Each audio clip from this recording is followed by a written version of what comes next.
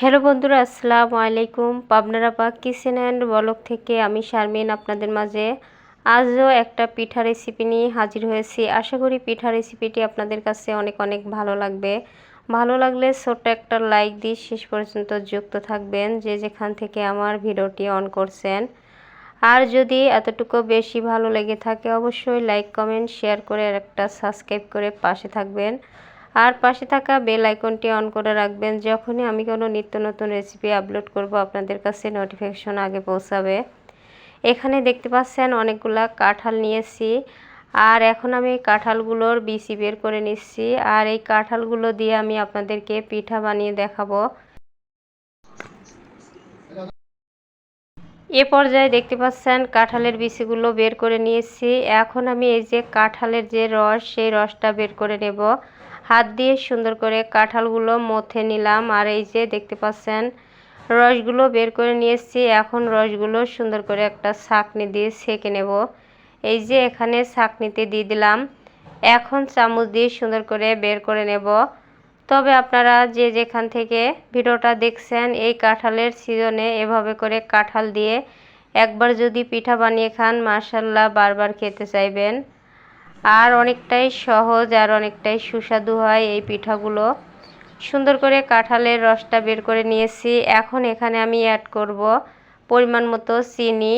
তবে মিষ্টিটা বুঝে চিনিটা অ্যাড করতে হবে। দিয়ে দিলাম পরিমাণ মতো লবণ। এখন দিয়ে দিলাম অল্প একটু বেকিং পাউডার। এ পর্যায়ে হ্যান্ড উইচের সাহায্যে সুন্দর করে কিন্তু চিনিটা একদম মিক্স করে নেব। আর চিনি একদমই মিক্স করে নিতে হবে, তা না হলে পিঠা দিয়ে কিন্তু পরে চিনি বের হবে। এভাবে করে দেখতে পাচ্ছেন অনেকটা সময় নিয়ে চিনিটা আমি গলিয়ে নিলাম। এখন এখানে আমি ময়দা দিয়ে দেবো। এখানে 1 বাটি ময়দা নিয়েছি, তবে এখানে কিন্তু 2 বাটি ময়দা লাগবে। আর 1 বাটি ময়দা আগে এভাবে করে আমি অল্প অল্প করে দিলাম। আর সামান্য একটু পানি দিয়েছিলাম। পানিটা দেওয়ার কারণে সুন্দর করে কিন্তু ব্যাটারটা ভালো করে মিক্স হবে। এখন এই যে দেখতে পাচ্ছেন এখানে 1 প্যাকেট গুঁড়ো দুধ নিয়েছি। আর গুঁড়ো দুধটা অবশ্যই দেওয়ার চেষ্টা করবেন। গুঁড়ো দুধটা দেওয়ার পরে কিন্তু পিঠাটার অনেকটাই টেস্ট বেড়ে যাবে। এভাবে করে গুঁড়ো দুধটা দেওয়ার পরে আবারও মিক্স করে নিলাম হাত দিয়ে। এখন আমি এই যে আর 1 বাটি ময়দা দিয়ে দিলাম। আর ময়দাটা দেওয়ার পরে সুন্দর করে ভালো করে এই যে দেখতে পাচ্ছেন হাত দিয়েই কিন্তু ব্যাটারগুলো বানানো পারফেক্ট হয়।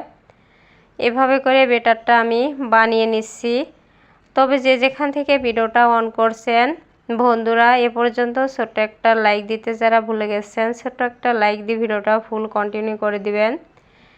এখন ব্যাটারটা বানানো হয়ে গেছে, চুলার উপর চলে এসেছি। আগে থেকে কড়াই বসিয়ে দিয়েছিলাম, পরিমাণ মতো সয়াবিন তেল দিয়েছিলাম। তেলটা গরম হয়ে গেছে। এখন আমি সুন্দর করে কয়েকটা পিঠার ব্যাটার দিয়েছি। আর এই পিঠাগুলো কিন্তু অল্প সময় লাগে হতে। এই যে এক পাশ হয়ে গেছে, উল্টে দিচ্ছি। আর সুন্দর একটা কালার করে ভালো করে পিঠাগুলো ভেজে নেব। আর এই কাঁঠাল দিয়ে কিন্তু অনেক রকমের পিঠা হয়, তেল পিঠা হয়, সব কিছুই কিন্তু কাঁঠাল দিয়ে বানানো যায়। এভাবে করে আরেক পিঠও হয়ে গেছে, আরেক পিঠও আমি উল্টিয়ে দিচ্ছি। আর আমার ভিডিওতে যদি কোনো নতুন বন্ধুরা এসে থাকেন অবশ্যই লাইক কমেন্ট শেয়ার করবেন, আর একটা সাবস্ক্রাইব করে পাশে থাকবেন। আর সুন্দর একটা কমেন্ট করে যাবেন। কমেন্ট ধরে আমি আপনাদের ভিডিওতে চলে যাব। এ পর্যায়ে কথা বলতে বলতে ওইগুলো পিঠা হয়ে গেছে, উঠে নিয়েছি সুন্দর করে কালার করে ভেজে। এখন বাদবাকি পিঠাগুলো আমি দিয়ে দিয়েছি। এই পিঠাগুলোও এক পিঠ হয়ে গেছে, অপর পিঠ সুন্দর করে উল্টে দিচ্ছি। আর এভাবে করে সুন্দর করে ভালো করে পিঠাগুলো কিন্তু বানানো হচ্ছে। আর খেতে কিন্তু অনেকটাই দুর্দান্ত হয়েছিল। তাই বলছি কাঁঠাল থাকতে থাকতে আপনারা এভাবে করে একবার হলেও কাঁঠালের বড়া পিঠাটা বানিয়ে নেবেন।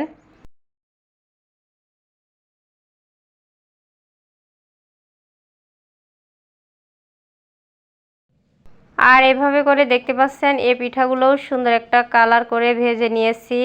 এখন আমি সম্পূর্ণ পিঠাগুলো পরিবেশন করে নেব। এই যে এখানে একটা প্লেট নিয়েছি। আর আপনারা দেখেই বুঝতে পারছেন কতটা সুন্দর কালার হয়েছে, ক্রিসপি লোভনীয় হয়েছে পিঠাগুলো। আর এখন আমি আপনাদেরকে পিঠাগুলো সুন্দর করে ভালো করে নাড়াচাড়া করে দেখিয়ে দেব, আর ভিতরটা কেমন হয়েছে সেটাও দেখিয়ে দেব।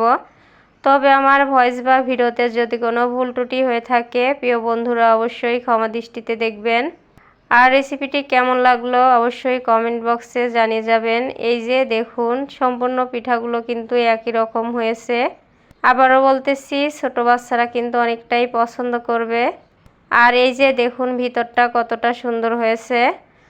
তবে আজকের মতো এখানেই বিদায় নেব প্রিয় বন্ধুরা। ততক্ষণে সবাই ভালো থাকবেন, সুস্থ থাকবেন। আল্লাহ হাফেজ, আসসালামু আলাইকুম।